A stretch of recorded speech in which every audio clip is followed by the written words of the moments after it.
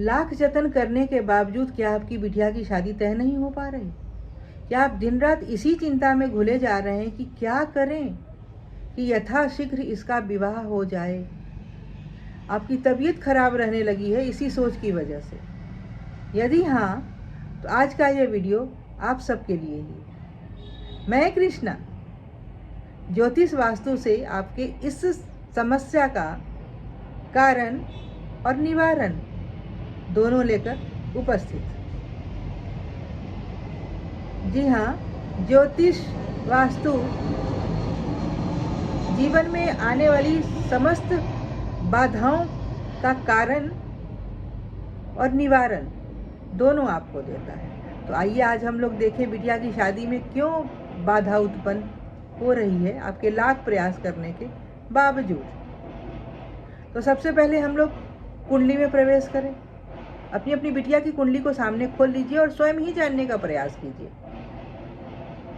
इससे क्या होगा कि आप किसी भी प्रकार के भ्रम और भटकाव में जाने से बच जाएंगे। आजकल के ज्योतिषियों द्वारा प्रायः भ्रम और भटकाव में डाला जाता है और आपके उसी मनोवैज्ञानिक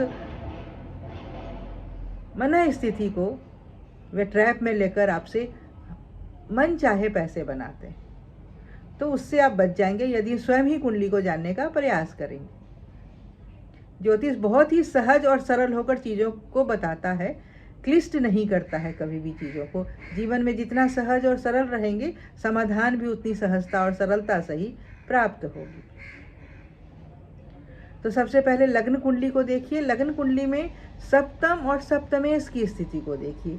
कहीं सप्तम में अशुभ ग्रहों की दृष्टि तो नहीं है, अशुभ ग्रहों से कहीं सप्तम भाव युत तो नहीं है, और सप्तमेश कहीं अशुभ भाव में तो नहीं चला गया, अशुभ ग्रहों से दृष्टि या युत तो नहीं हो गया, मृत्यु भाग, सर्पदृश कोण, पाशदृश कोण या विष्णवांश में तो नहीं चला गया, राशि गंडांत या नक्षत्र गंडांत में तो नहीं चला गया, और इसी तरह की स्थिति शुक्र की तो नहीं बन गई, विवाह के कारक शुक्र की। इसके साथ ही शुक्र कहीं चंद्रमा से युत या दृष्ट तो नहीं है कुंडली में, शुक्र कहीं वक्री शनि से दृष्टि या युक्त तो नहीं है, या वक्री और कंबस्ट, वक्री और अस्त बुध के साथ संबंध तो नहीं बना रहा। यदि हाँ, तो आपकी बिटिया की कुंडली में वैवाहिक विलंब को दर्शाने वाले योग बने हुए हैं। अब इन्हीं योगों की पुनरावृत्ति क्या वर्ग कुंडली में हो रही है, इसकी भी जांच कर लें।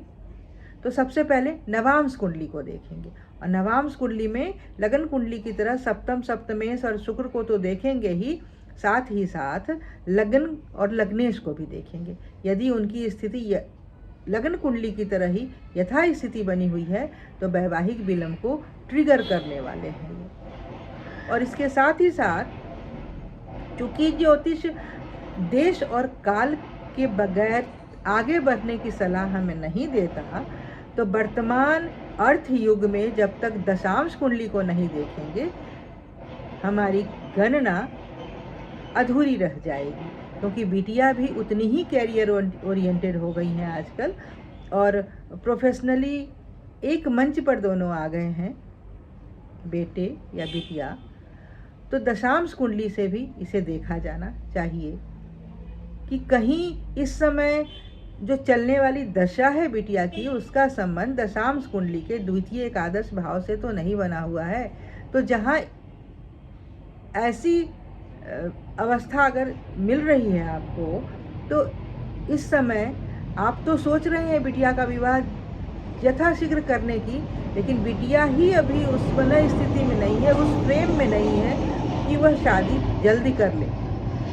वह ही आपको कह रही है, मम्मी पापा आप लोग थोड़े समय और रुकिए, पहले मैं अपना कैरियर बना लूँ फिर शादी करूँगी, जो कि आजकल आम समस्या बनती चली जा रही है बिटिया के विवाह में होने वाले विलंब की।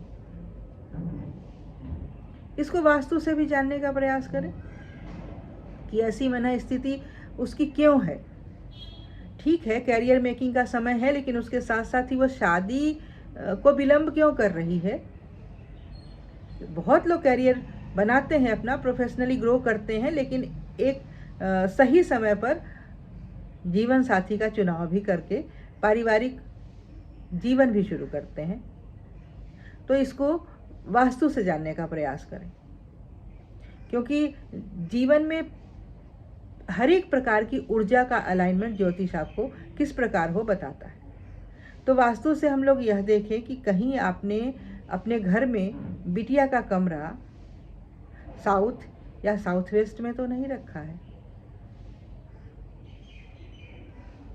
साउथ या साउथ ईस्ट में तो नहीं रखा है।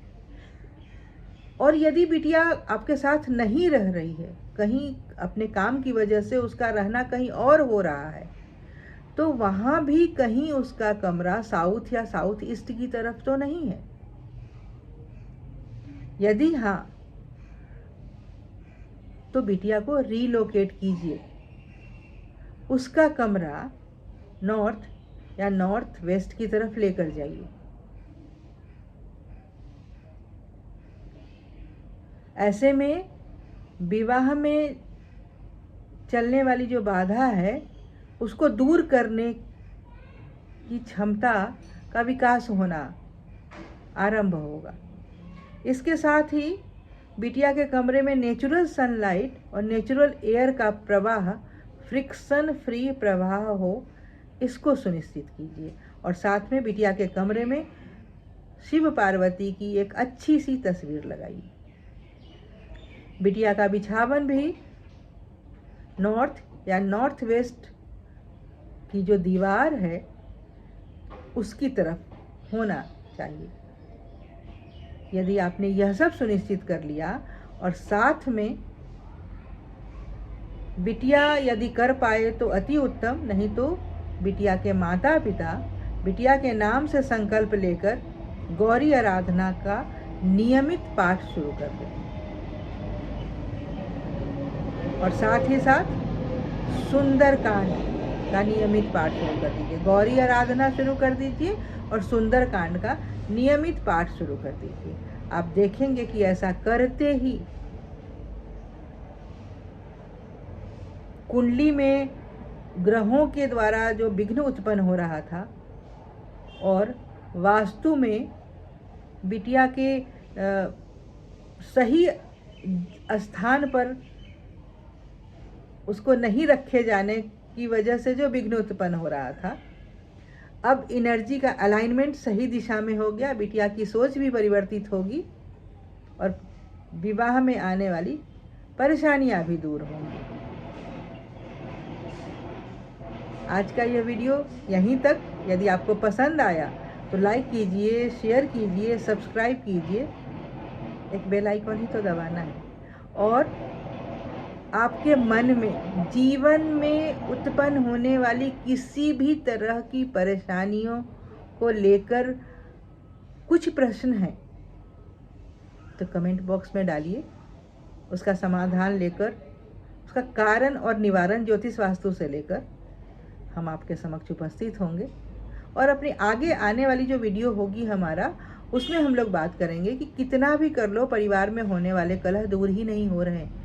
परिवार के सभी व्यक्ति किसी न किसी बात पर एक दूसरे से उलझते ही रहते हैं। उसकी वजह से जीवन में अशांति उत्पन्न हो रही है, मन का सुकून चला गया है, चैन चला गया है, नींद खराब हो गई।